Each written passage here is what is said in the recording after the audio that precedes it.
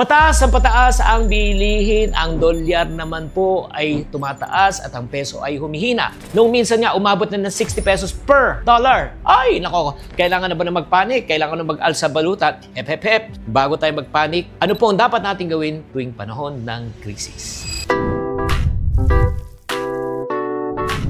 Hi there, this is Shinkitan, your pambansang wealth coach. Real talk lang po tayo sa episode natin na ito. I'm not here to scare you, but I'm here to help you to be prepared for times of crisis. Ito lang sabihin ko po sa inyo, ngayon po marami po tayong mga nangyayari. Nagkakaroon tayo ng tinatawag na political crisis.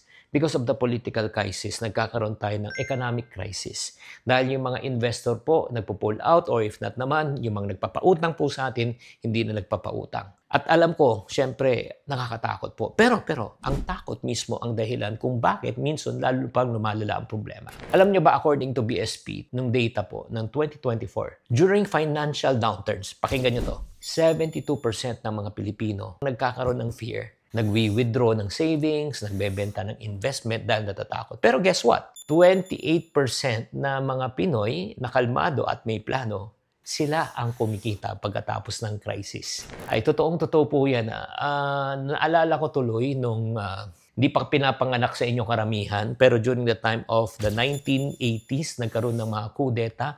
As a matter of fact, I think there was around 5 to 7 coup d'etat attempt against President Cory Aquino. And during 1989, hindi ko makalimutan yan because nag-produce ako ng concert during that time at na-postpone ang concert ko with Cool Ledesma because of the coup d'etat. So, may tangke na sa EDSA. At the same time, may pumasok na sa Forbes Park na mga tangke. Ay, naku, nagpanik yung mga ibang may yaman. So, anong nangyari? Marami nagbentahan.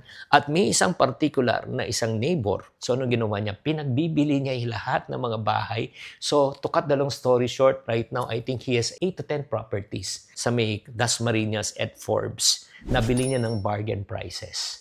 So, nakikita nyo, tuwing may krisis, yung unang nagre-react, natatakot, ginamit ang emosyon, hindi yung practical. Ay, naku, nagkakaroon ng financial panic. So, ano mangyayari po niyan? Sila natatalo. Again, kung makikita nyo, pag natakot, nagwi-withdraw, nagbebenta, bumabaksak ang presyo, more panic. Pero again, yung mga tao naman na marunong, nagpaplano. As a matter of fact, katulad ni Warren Buffett, sinabi niya, when people are afraid, be greedy.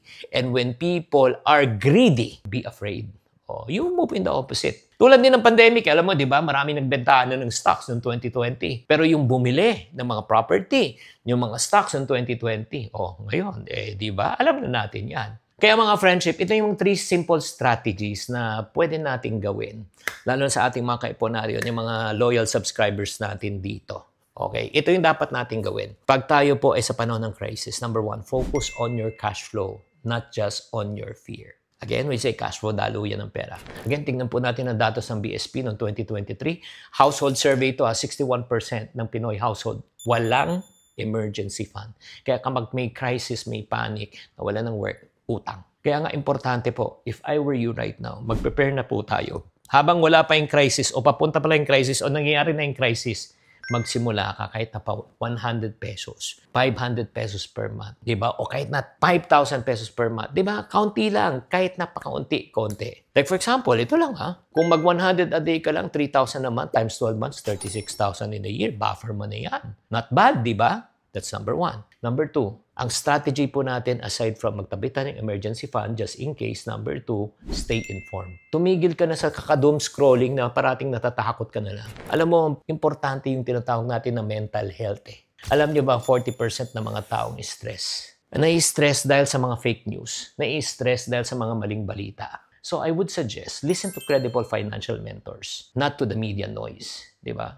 Subscribe to this channel, di ba? Ako, for me, up to Thy Kingdom Come, ang goal ko talaga is to help you stay informed. Itong recording na ito is being done on November of 2025. No, this may be relevant or non-relevant during that time, pero right now, because of what's happening in our country, yung corruption, di ba, yung ghost project, yung mga ganun, yun po yung nangyayari po ngayon, kaya nagkakaroon po ng instability sa ating bansa. So, strategy number 3 para sa crisis, para hindi tayo maapektuhan, is stick to your plan. May rule ang mga mayayaman. Pakinggan nyo to. Never make financial decisions when you are afraid. Because 90% of the decision that you're going to make is going to be a wrong one and you're going to regret it for the rest of your life. Kaya dapat meron tayong long-term investment na plan. Naka-hold ka, di ba? Kung may savings ka, hindi ka dapat matakot. Kasi nga, kahit na nagkaroon ng downturn, meron kang emergency fund, di ba? Huwag kang magpapadala sa emosyon mo. Dahil tatandaan nyo ha, pag ikaw ay takot, nagpanik ka, you will make bad decisions. Di ba? Tanungin nyo sarili nyo, ikaw, nagpanik ka na ba minsan? Natakot ka? Tapos, ano po ang nangyari? At ano po ang naging effect? Pero ito yung good news. Alam nyo ba ang bawat krisis po ay may yumayaman? Again, totoo ba yan? Yes. According to World Bank survey ng 2024, 85% of self-made millionaires made their millions in times of crisis. Habang natatakot ang iba, sila nag-i-invest. Habang natatakot yung iba, sila nagnenegosyo. Habang natatakot ang iba, sila ay nag-aaral. Kaya kung gusto mong hindi matakot at matalo, kailangan mong palitan ang panic ng plan. With fear, with faith. Diba? With uncertainty, with what? Regularities. Kaya kung gusto mo kumalma, maging part ka na ng 28% na marunong magdesisyon during the time of crisis. Kaya kung gusto mo matutunan kung paano gumawa ng crisis-proof money system, ito na. Panoorin mo tong next video na gagawin ko, yung recession-proof habits that you should start today. At matutulungan po kita sa next video na natin pag-usapan yan. So, abangan nyo yan. So, kung gusto nyo abangan, sabihin nyo part 2. Part 2. Thank you very much for tuning in and I hope that you are enlightened. Huwag tayong matakot. Be prepared and be financially equipped. Tatandaan, tamang karunungan, tamang disiplina ang susi sa pagyaman. Chinky Tan, with over 6 million Facebook followers, 2.8 million YouTube subscribers, and 2.4 million TikTok fans, is now all out to share with you the most practical, simplest path to lasting wealth.